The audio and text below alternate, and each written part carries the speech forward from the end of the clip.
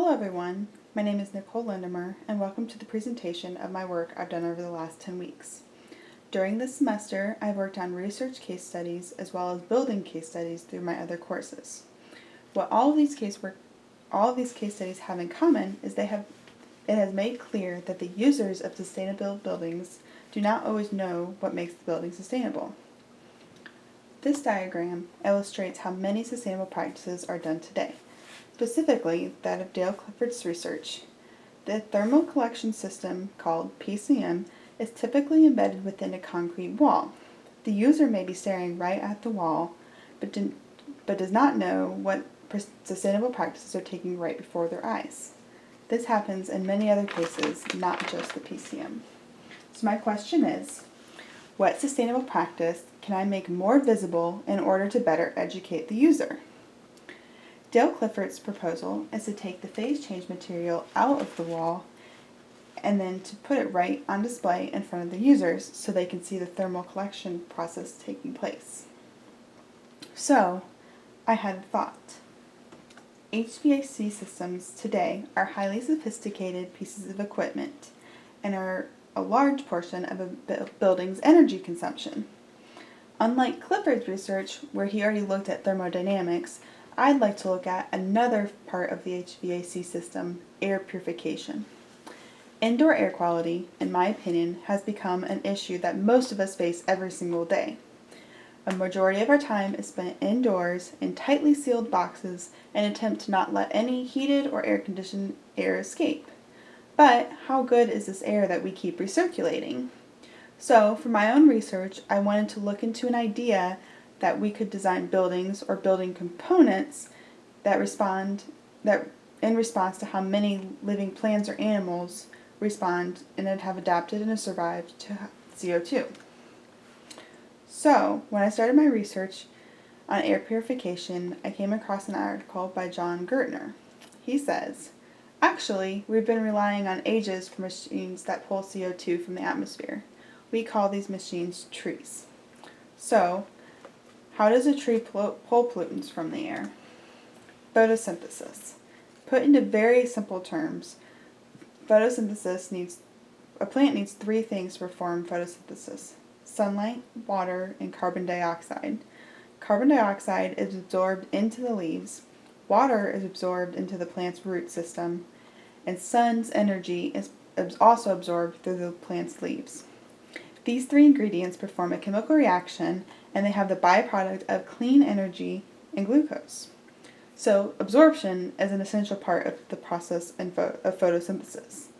For application into building technology or material, I believe the system would need a way to absorb all sun, water, and carbon dioxide. Klaus Lochner, with the help of Alan Wright, discovered an anionic resin that can actually absorb carbon dioxide right from the air and trap it within the material. That resin you can see pictured here. I decided to try to incorporate the anionic resin into my design of my air purification system. It addresses a key component of my strategy, but it isn't perfect. The downside is that anytime the resin comes into contact with moisture, such as high humidity, the resin will then release all of the toxins it has collected back into the air. So, as a part of my research, I would need to perform some tests on the resin in order to find its limits. I would need to know how much carbon dioxide the resin could absorb before it was full and needed to be washed clean. As well, I would need to know what humidity level does the resin begin to release the CO2 it has collected. Once I have a better understanding of the material's properties and limitations, I would need to produce some prototypes of the resin. My initial idea was to cut the shape of the resin and overlap them to create a translucent to opaque effect, similar to that is what you see in trees, seen on the left. Lochner and Wright's research suggests the resin performs best when rolled up and arranged like a bunch of straws. This is translated into a configuration seen on the right. No matter which configuration is selected, this resin would then need to be encapsulated. The enclosure would need to be able to breathe in order to get air in and out, but also not let the CO2 that's collected escape. As a part of the readings done over this semester, I came across this statement by Bernard Tschumi. He says, "Most architects are blinded by form and ignore the potential of programs to generate forms." This really struck me because then I realized I'd already decided what my air purification system would look like before I even knew what it was going to do.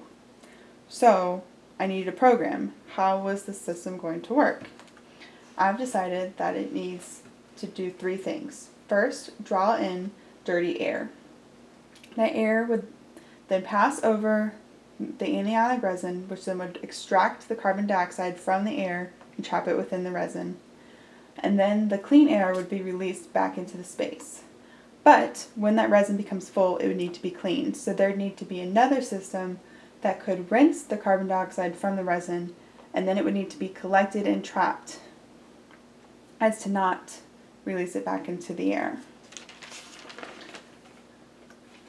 So for my first attempt to create this air purification system, as I mentioned, I'd already decided what I wanted the form to be. I wanted it to be some sort of wall system. So I tried to fit the program within that form. The dirty air would be pushed into one side, it would pass over the resin, which then would extract the carbon dioxide, and the clean air would be forced out the other side. Then above would be the rinsing system that would wash over the resin and collect the CO2 from below. There's a couple things wrong with this. One, the air would have to be forced through. That would require energy and would defeat the purpose of a passive system.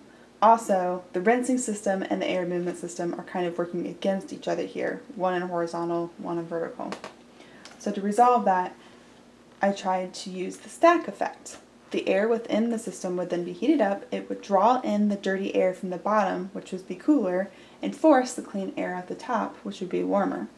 Also, the rinsing system would then be washed over the resin and collected at the bottom, much like before. Here, though, I attempted to try to meet the horizontal and the vertical systems somewhere in the middle to create this diagonal.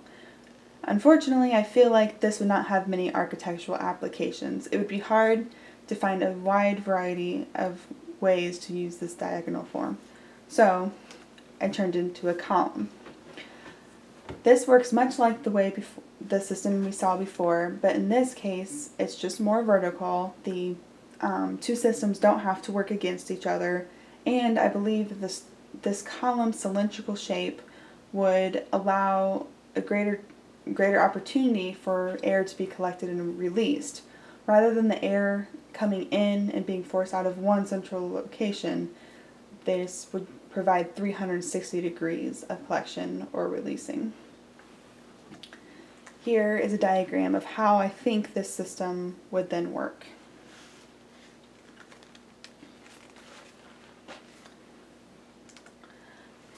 In order to ensure that sustainability aspect of the air purification system still educates the user, the column would need to undergo some sort of physical change. I propose that a color change property be incorporated into the resin. It would begin as a certain color when it's clean, as seen as the light green on the left.